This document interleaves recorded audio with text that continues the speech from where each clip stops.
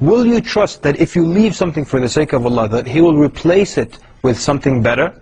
Just as in the story that we saw, and in contemporary stories. You know, there's one story, a true story that happened during our times. There was a young man, and he was very much in love with a young girl. And he wanted to marry her, but he knew the relationship they had outside of marriage was haram.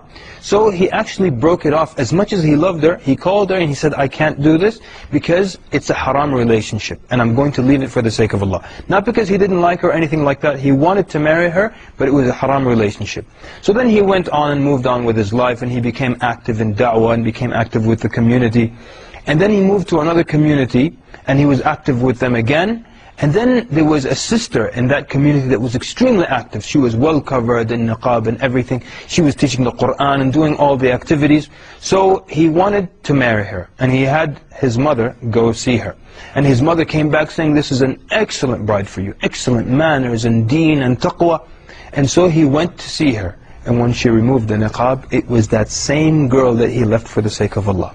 What happened to her was that when he told her the statement, it affected her. And she wasn't wearing hijab or praying or anything like that. And that statement caused her to pray, to cover properly. And so when he met her later on, he got her in a better state than the beginning. Let's go back to our first story. In the first story, the man was offered 500 gold coins, gold dinars. And he left it, and Allah replaced him with 100,000 gold dinars. And in our second story, the young man would have married the girl, but she was not covered, she was not religious, she was not praying, and he left the relationship for the sake of Allah, and Allah gave him the same girl, because even when he left her, he was still hurt and you know, always heartbroken and things like that. So Allah subhanahu wa ta'ala gave him the same girl that he loved, but He gave her back to him, more religious, well covered, and you know, active in da'wah and things like that. So Allah subhanahu wa ta'ala replaced him something better, gave him something better in return. Let me give you this example. Suppose now at work they don't let you pray, they don't let you go to Jum'ah, or they don't let you wear the hijab. And so you complain to a millionaire in the community, and he takes out his checkbook and his pen, and he says, you know what, quit that job, and right now I'm going to take care of you financially. Will you trust this guy?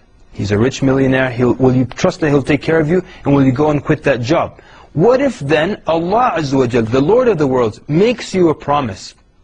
Will you trust the promise of Allah Azza wa Jal? But guess what? The promise has already been made in Surah Al-Talaq in the Qur'an, in verse number 2, the end of verse number 2. Allah subhanahu wa ta'ala tells you, وَمَن يَتَّقِ اللَّهِ يَجْعَلْ لَهُ مَخْرَجًا. Whoever fears Allah, Allah will find him a way out. And then in the beginning of the third verse, وَيَرْزُقْهُ مِنْ حَيْثُ لَا يَحْتَسِبْ. And Allah will provide for him. He will provide for him from where he least expects it. So now, the millionaire, when he took his checkbook out, we trusted him. Now Allah is promising you something in the Qur'an, that you fear Him, and He will find you a way out. And He'll provide for you. If that's what you're worried about, being, you know, having wealth and provision, Allah will provide from you from where you least expect it. So how will you react then? Will you trust the promise of Allah subhanahu wa ta'ala, the promise that He made for you? You know, there's nothing that you leave for the sake of Allah except that Allah will replace you with better in this life or even in the next. If you now contemplate on many hadith, you will always see that if you stop something, there's another reward coming for you.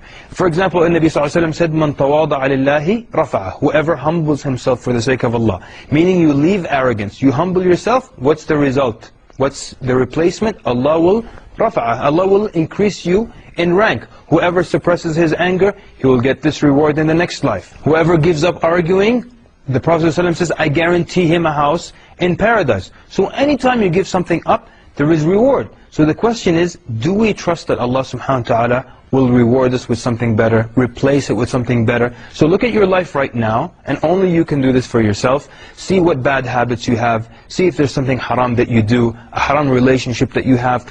And just trust that Allah subhanahu wa ta'ala, if you give it up for His sake only, He will replace you with something a lot better.